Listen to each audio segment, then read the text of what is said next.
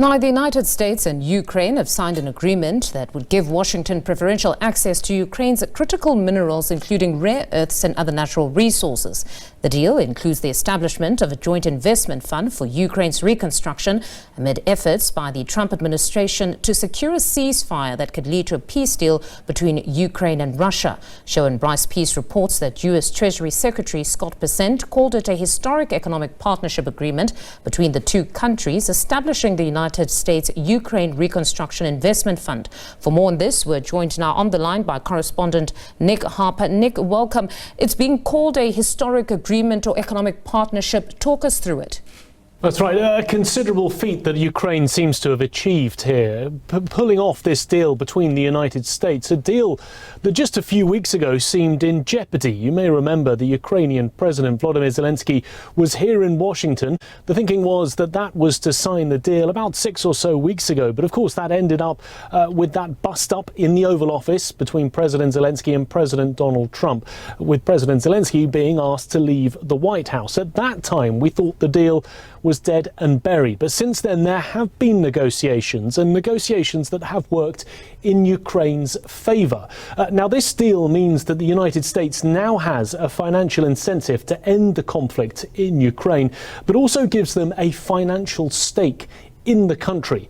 So a joint investment fund between the US and Ukraine will be started, and the two of them together will be working to mine these minerals and at the same time working to provide economic structure in the country that could help to lead to the rebuilding of the country after the war has ended. Scott Bessent, the Treasury Secretary, pointed out that this was a partnership that he said showed that there was clearly an agreement between the Trump administration that was committed to a peace process centred on a free, sovereign and prosperous Ukraine over the long term. Importantly, though, there are no security guarantees within this deal, something that President Zelensky had been pushing for.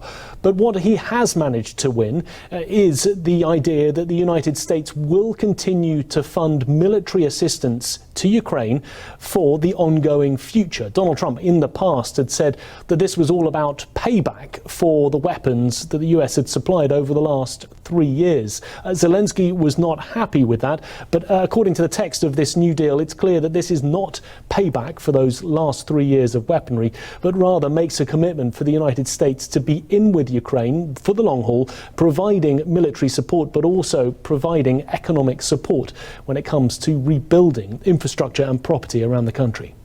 Nick, so this is certainly a completely new deal, because as you rightly state, before, what we heard from Volodymyr Zelensky was that for him, they wanted certain securities. At the time, it was some sort of military assistance that would continue from America. And we heard from President Donald Trump that that would not be the case, as you rightly state, that for America, this was going to be payback for all the military support. But then now here we are. It sounds as that it essentially has become that America now is going to continue to support the Ukraine. That's right. It was a little hard to hear you, but there will be that continued support built in as part of the structuring of the deal.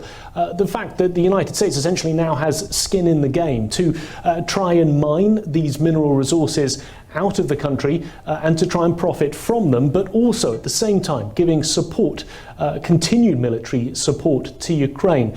It's also worth noting that this goes perhaps beyond the original rare earths deal that Donald Trump was proposing. There are dozens of critical minerals listed in this, but also natural resources, including gas and oil, copper and gold, that the United States would be involved in trying to extract from the country with the support of Ukraine. So very much a joint venture between the two countries, which in theory both sides are saying will benefit them, and is not, as President Zelensky was previously saying several weeks ago along the lines of the former iteration of this deal, that he was selling out his country. It clearly is that Ukraine no longer feels that, and we're happy to ink this deal in Washington. So most certainly this time around, the conversation around whether President Volodymyr Zelensky has a mandate is one that has been answered. There is great support for this agreement.